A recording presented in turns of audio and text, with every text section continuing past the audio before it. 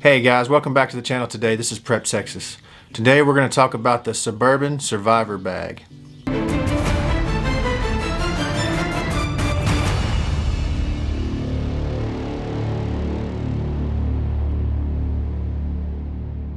Now kind of the theory behind this bag is just someone who's going to be surviving in a suburban environment for maybe not a long period of time.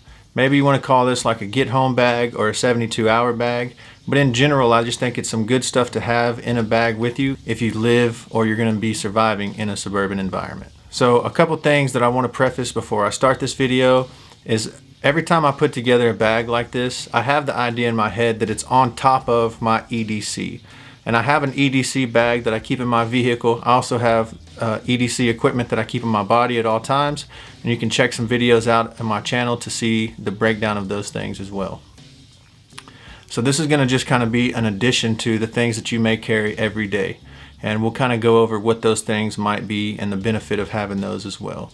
So hopefully I can throw in a couple ideas here that you guys may not have thought of and give you a couple ideas of some of the things that I think about and try to implement into my bag systems. All right guys, well, let's start with my EDC stuff. And just to be completely transparent with you guys, this is what I carry every single day. Really nothing more, nothing less.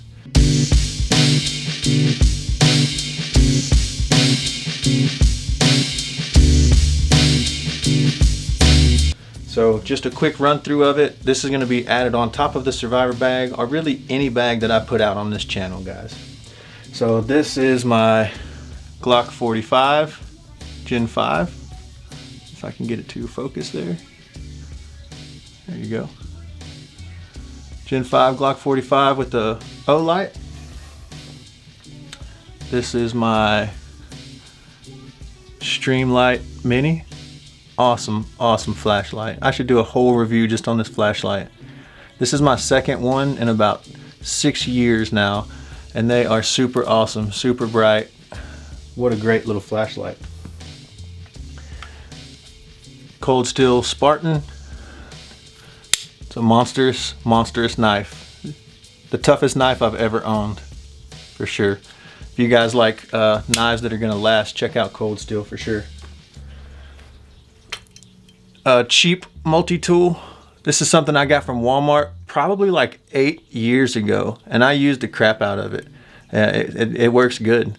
This is just a Ranger band I keep so it's not clanking around in my pocket. Zippo lighter. Always, in case you need a fire, guys, carry some kind of lighter. I like this Zippo right here. These are the Soundcore earbuds. I use them all the time. I love these things while I'm running, working out, shooting, whatever it is. These are great earbuds to have. And they're sound resistant enough that you can shoot with them. And I love that about them. Always keep some chapstick, an extra magazine, and a carrier. And my ankle first aid kit / survival kit. It has some survival stuff here, a Zac tool with a handcuff key, first aid kit, and an extra pocket knife. And this lives around my ankle. I don't hardly ever take it off if I'm going somewhere, unless I'm wearing shorts. So this is my EDC, and this is gonna be on top of our Suburban Survival Bag. All right, well, let's start with the bag itself. And when I was thinking about what bag I wanted to use for this loadout, I wanted it to be completely gray, man. Something that blends in a suburban environment, something that's not gonna draw a lot of attention, but something that's definitely gonna hold up through wear and tear, and that's gonna protect your gear. And the bag that I decided to go with was the Low Pro camera bag. Now this is a super slick little bag, and it's really compact, but it's really well built, and it's super thick, and it can actually hold quite a bit of stuff. So one thing that a lot of people don't consider when they're considering everyday carry bags is some type of camera bag. This bag was created to protect expensive gear. There's absolutely nothing wrong with using a bag like this instead of something that's so tactical. So this is what I chose to go with, and I think it was a very good choice. Let's jump in and I'll show you why. All right, So first of all, the bag opens wide open so you can see all of your gear when you're trying to pick through what you need. And this is a very cool system and a very cool setup. Also, you can use the dividers to divide the different things in your pack so you can stay as organized as possible. So the first thing I'm going to pull out of this bag is something that might be a little controversial with you guys. But this is what I call my combat fanny pack.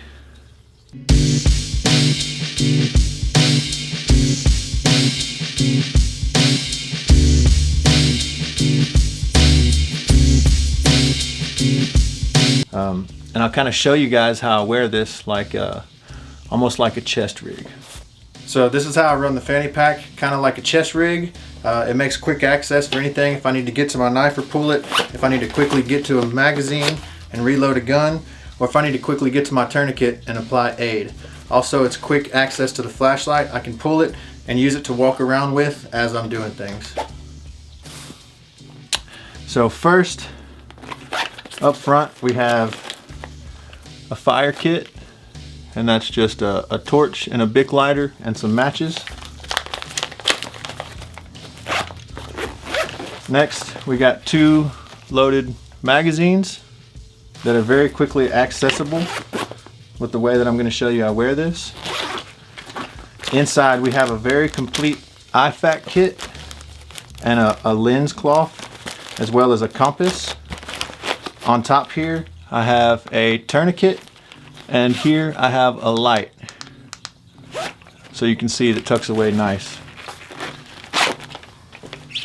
On this side here I have my boot dagger, which is an A.G. Russell. Very nice knife. A.G. Russell Sting 3.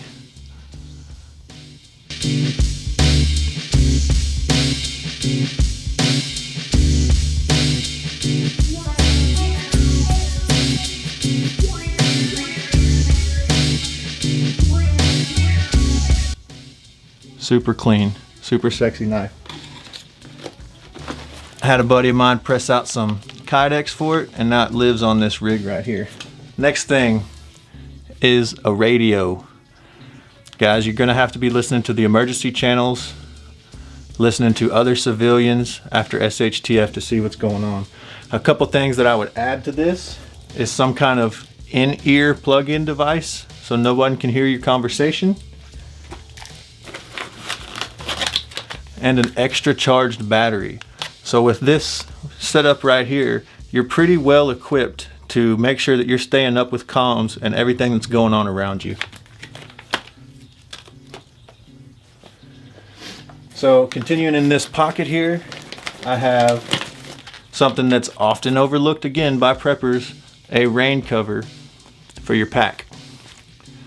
Some kind of earthy tone, whatever you want to go with, OD green. Something to cover your pack and keep your stuff dry.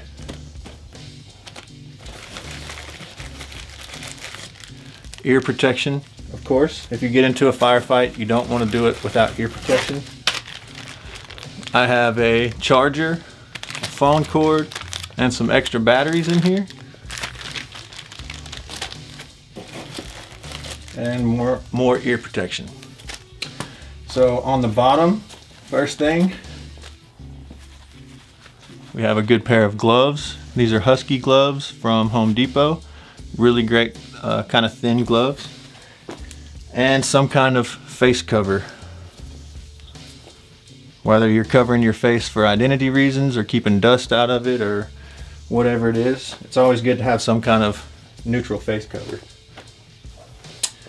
And going with that, an extra pair of socks, something to keep your feet dry, is always nice.